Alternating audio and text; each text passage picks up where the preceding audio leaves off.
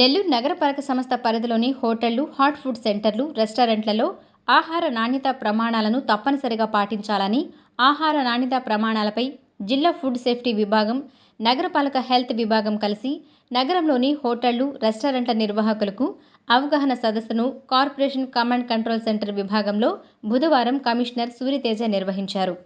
ఈ సందర్భంగా కమిషనర్ మాట్లాడుతూ హోటళ్ల పరిసరాలను శుభ్రంగా ఉంచుకోవాలని, ముఖ్యంగా కిచెన్ ప్రాంతంలో అత్యంత పరిశుభ్ర వాతావరణం ఉండేలా ప్రతిరోజు నిర్వహణ చేపట్టాలని సూచించారు. శాకాహారం, మాంసాహారం పదార్థాలను విడివిడిగా ఉంచుకోవాలని సూచించారు.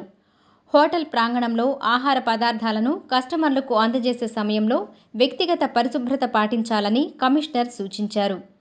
ఆహార పదార్థాల తయారీలో నిషేధిత కలర్ల వాడకం, కల్తీ పదార్థాల వాడకం చేయడాన్ని పూర్తిగా నిషేధించారని, హోటళ్లు, రెస్టారెంట్లు, హాట్ ఫుడ్ సెంటర్ల నిర్వహణకు నగరపాలక సంస్థ నుంచి పొందవలసిన అనుమతులు తప్పకుండా పొందాలని సూచించారు. ఈ సమావేశంలో ఫుడ్ సేఫ్టీ అధికారి జి. వెంకటేశ్వరరావు, నగరపాలక సంస్థ అదనపు కమిషనర్ నందన్, ఆరోగ్య శాఖాధికారి డాక్టర్ చైతన్య, డిప్యూటీ కమిషనర్ చెన్నుడు, నగరంలోని ప్రముఖ హోటళ్ల నిర్వాహకులు పాల్గొన్నారు. గౌరవ కలెక్టర్ గారు, గౌరవ కమిషనర్ గారి ఆదేశాల ప్రకారం ఈరోజు నగరంలో ఉన్న హోటల్స్, రెస్టారెంట్ ఓనర్స్ అందరితో కలిసి ఒక ఆహార ఫుడ్ సేఫ్టీ నామ్స్ గురించి ఒక సదస్సు లాగా, ఒక మీటింగ్ లాగా పెట్టుకోవడం జరిగింది. ఇది అవగాహన సదస్సు మాత్రమే.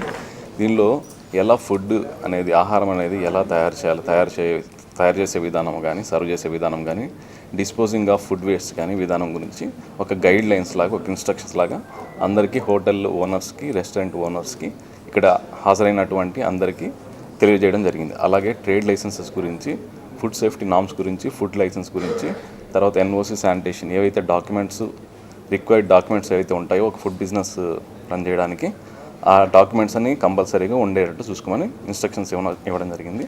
మా ఫుడ్ సేఫ్టీ డిపార్ట్మెంట్లో ఈ మధ్యకాలంలో మనకి నెల్లూరు నగరంలో ఫుడ్ మీద కంప్లైంట్స్ రావడం జరుగుతూ ఉంది.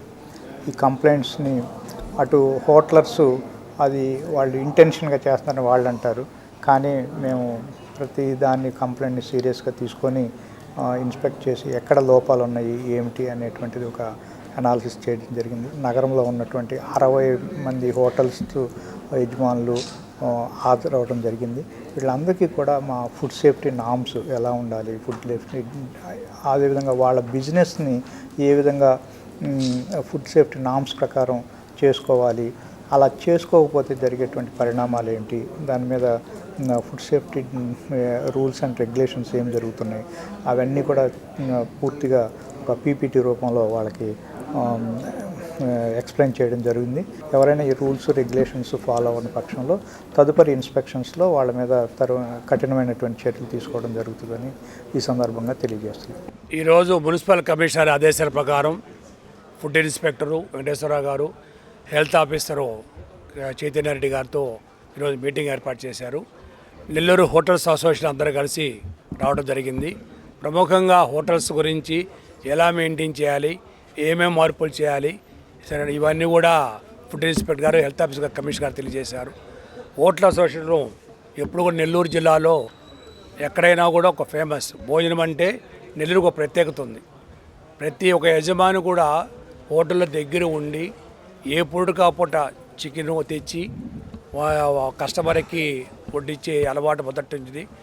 ఎక్కడికి వెళ్ళినా కూడా నెల్లూరు అంటే ఒక స్టార్ హోటల్లో కూడా నెల్లూరు చాపుల్స్ అని, నెల్లూరు బిర్యానీ అని ఒక బోర్డ్స్ వేసుకొని ప్రతి జిల్లాలో, ప్రతి రాష్ట్రంలో, ప్రతి కంట్రీలో కూడా, నువ్వు దుబాయ్ కూడా వెళ్తే కూడా నెల్లూరు హోటల్స్ ఉంటాయి.